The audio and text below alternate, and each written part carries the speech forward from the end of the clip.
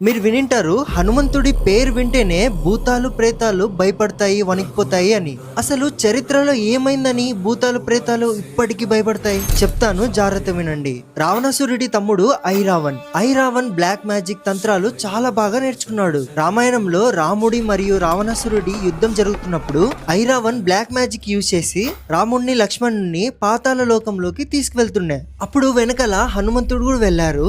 ఐరావన్ ని హనుమంతుడు ఎంత కొడుతున్నా ఇక్కడ చనిపోతున్నాడు, మళ్ళీ అక్కడ బతుకుతున్నాడు. హనుమంతుడికి అర్థమైతుంది ఇదేదో బ్లాక్ మ్యాజిక్ జరుగుతుంది నాతో అని. అప్పుడు తెలుసుకుంటాడు హనుమంతుడు 5 దిక్కుల్లో ఉన్న దీపాలు ఒకేసారి ఆర్పితే ఐరావన్ ని చంపచ్చు అని. కానీ 5 దిక్కుల్లో ఉన్న 5 దీపాలు ఒకేసారి ఎలా ఆర్పాలి? అప్పుడే హనుమంతుడు రౌద్ర రూపాన్ని ధరిస్తారు, పంచముఖి హనుమాన్.